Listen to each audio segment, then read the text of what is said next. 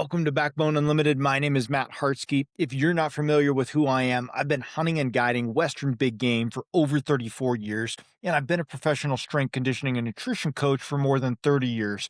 I'm here to help you become a more successful and consistent hunter, bear hunter, and outdoorsman. In this episode, we're breaking down how to actually find black bears in spring, not with guesses, not with internet shortcuts, but by understanding what bears are doing and why. Spring bear hunting frustrates a lot of guys. They hear it's a numbers game. They're told to just glass more, hike more, or cover country until they get lucky. And when they don't see bears, the assumption is always the same. There just aren't any around. That's almost never true. Spring bears aren't random. They're not wandering aimlessly. They're doing very specific things tied to calories, terrain, snow, and efficiency. When you understand those drivers, bear country stops looking huge and empty and starts shrinking into very predictable places. This episode is about finding bears before you worry about tactics, before you worry about calling, stalking, or shot execution, because none of that matters if you don't know where bears are most likely to be in the first place. We're going to break down how black bears behave coming out of hibernation, how green up actually works on the landscape, where bears prefer to travel, and how to glass efficiently instead of wandering around. By the end of this episode, you'll know how to narrow massive country down into high probability zones and why a lot of hunters walk right past bears without ever knowing it. Let's get into it. The biggest mistake a lot of hunters make in spring bear season is assuming bears behave the same way they do in the fall. And they just don't. Spring bears are coming out of hibernation in a calorie deficit. They've lost muscle. They've burned fat. Their digestive system is restarting, and their entire survival strategy revolves around recovering energy as efficiently as possible. That one reality explains almost everything a spring bear does. A spring bear is not trying to roam the landscape. It's not interested in exploring. It's not trying to cover country for the sake of movement. It's trying to eat while burning as few calories as possible. That means bears are incredibly selective early in the season. They aren't everywhere, they're concentrated. This is why so many bear hunters hunt bears and see nothing. They're hiking through bear country instead of hunting bear behavior. In spring, bears prioritize three things above all else. First, early food. Bears need green vegetation as soon as it becomes available. That green up doesn't happen everywhere at once. It starts in specific places and creeps across the landscape in stages. Second, they need warmth. Bears coming out of hibernation seek solar exposure. Warmer ground means faster green up, easier digestion, and less energy spent staying warm. Third, they need security with visibility. Bears don't want to be trapped in deep snow or thick timber early. They want to feed where they can see, smell, and react. When you combine those three needs, bear location becomes more predictable. Spring bears are not evenly distributed across elevation bands. They are stacked. They're concentrated on certain slopes, certain aspects, and certain terrain features while ignoring huge chunks of the unit. If you don't understand that, you end up glassing the wrong places, hiking the wrong elevations, and assuming the unit is empty. But spring bear hunting, it isn't about effort. It's about alignment. When your timing, elevation, and terrain line up with bear needs, bears suddenly appear where you never see them. Most hunters hear green up and think it means the woods are turning green, and that's not how bears experience it. Green up is not necessarily a date. It's not a season. It's a progression. Most hunters hear green up and think it means the woods are turning green, but that's not how bears experience it. Green up is not necessarily a date, it's not a season, it's a progression, and bears follow it like a moving conveyor belt of calories. Early green up starts where snow leaves first and sunlight hits longest. That usually means south-facing slopes, open hillsides, road cuts, burns, and low-angle terrain that warms quickly. Those places produce grass, forbs, and early vegetation days or even weeks before shaded timber does. That early feed is incredibly important. It's soft, digestible, and available without digging or effort. Bears key in on it hard.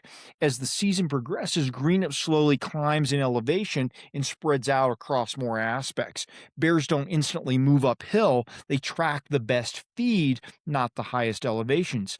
This is where a lot of hunters get it wrong. They move too fast and they chase elevation instead of the feed. They assume bears should be up high by now and abandon the exact zones bears are actually using. Bears will stay lower longer if the food is better there. Another critical point: green up creates edges, not blankets. Early season feed often exists in strips, patches, and fingers. Bears move between those pockets along the path of least resistance. They don't wander randomly between them. If you glass broad areas without identifying where greenup actually exists, you're looking at dead space. The best spring bear glassing isn't about covering everything you can see. It's about identifying where green meets brown, where snow meets dirt, and where feed meets cover. Once you start viewing the landscape that way, you're going to notice something important. Bears show up in the same types of places again and again, regardless of the unit. This episode is brought to you by TideWe and their revolutionary see-through ground hunting blind. If you've ever hunted out of a traditional blind, you know the trade-off. Either you can't see out without cracking a window, or the second you do, you risk being spotted. That's where TideWe's see-through ground blind changes the game. From the inside, you get a full 270-degree field of view through 3 walls of one-way see-through mesh. You can see every movement outside without opening a thing. But from the outside, you stay completely concealed. Game animals can't see in, even when you're sitting just a few feet from them. This blind is fast and simple to use. The pop-up hub system lets you set up or take down in just a couple minutes. Noise-free sliding windows give you multiple shot options without spooking animals. Brush-in loops let you blend it into your surroundings, and the open bottom design makes it easy to stay quiet and comfortable. You can choose between 2 sizes, the 2 to 3 person or the larger 3 to 4 person version like the one I'm using here. And you've also got your choice of 150D or the more durable 300D fabric, so you can pick what fits your style of hunting best. The price of this blind is already phenomenal, but you can get another 18% off by using code BBU18 at checkout. That's BBU18. Greenup doesn't just attract bears, it organizes them. If you want to find black bears in the spring, you need to stop thinking in terms of areas and start thinking in terms of lanes. Bears, especially spring bears, travel along predictable lanes that connect bedding cover to feeding areas. Those lanes are chosen for efficiency, not secrecy. High percentage places to find bears include south-facing slopes with broken cover. Those warm early and provide feed without forcing bears into thick timber. Old burns with grass coming back. Burns offer sunlight, visibility, and early vegetation, especially along edges where timber remains nearby. Timbered edges above open feed. Bears often bed just inside that cover and step out to feed during daylight when pressure is low. Side hills and benches that allow easy travel without climbing. Bears hate unnecessary elevation gain early in the season. Road cuts and low-use access corridors can also be productive early, especially in units with limited human pressure. Bears don't understand road hunting stigma. They understand calories. What you should avoid early in spring are deep north-facing timber, shaded drainages still holding snow, and high basins that haven't started producing feed yet. Those places may hold bears later, but not early. When glassing, try to prioritize movement corridors, not feeding spots alone. Bears may only feed for short windows but travel predictably between bedding and feed. A bear you never see feeding is still findable if you're watching where it has to travel. This is why long glassing sessions from the right vantage beat hiking every time. Bears show themselves when they feel safe. If you're constantly moving, you miss those windows. Spring bear hunting rewards patience and position far more than miles logged. Most hunters don't fail to find bears because there aren't any. They fail because they're out of sync here. They hunt too high too early. They glass shaded timber instead of sunlit slopes. They move constantly instead of letting bears reveal themselves. They expect bears to behave like elk or deer.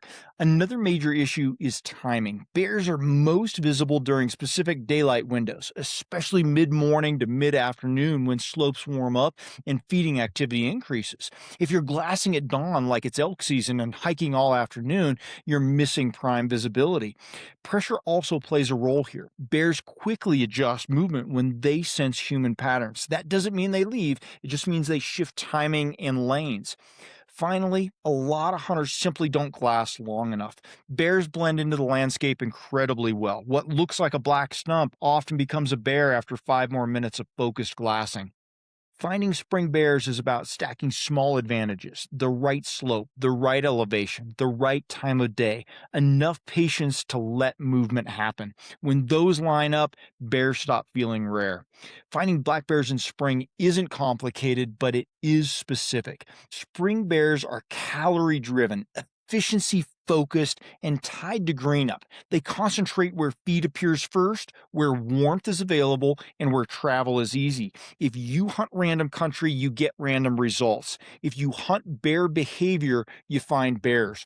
Focus on early green up, especially south facing slopes, burns, and edges. Hunt lower longer than you think. Glass lanes, not just feeding pockets. Be patient enough to let bears reveal themselves. Now, if you want to sharpen this kind of understanding even further, that's exactly why I built Team Backbone. It's more than just a membership, it's a way to sharpen your edge with exclusive tools, strategies, and a tribe of relentless hunters. Inside, you're going to get 20% off site wide on all Backbone Unlimited gear, the option to have a t shirt shipped to your door every month, full access to the digital content vault of guides, checklists, and backcountry strategies, a private Facebook group with direct access to me, and a community of driven hunters. You're also going to get direct call, text, or email access to me for personalized advice on training, hunting strategy, or just sharpening your edge, and automatic entry into monthly gear giveaways. This is built for the guys who train for the hunt, push themselves in the off season, and want to be part of a tribe that makes them better. If you're ready for that kind of inner circle, then Team Backbone is waiting for you at backboneunlimited.com underneath our membership tab. Thanks for being here. I appreciate each of you. Until next time, train harder, hunt smarter, and never settle.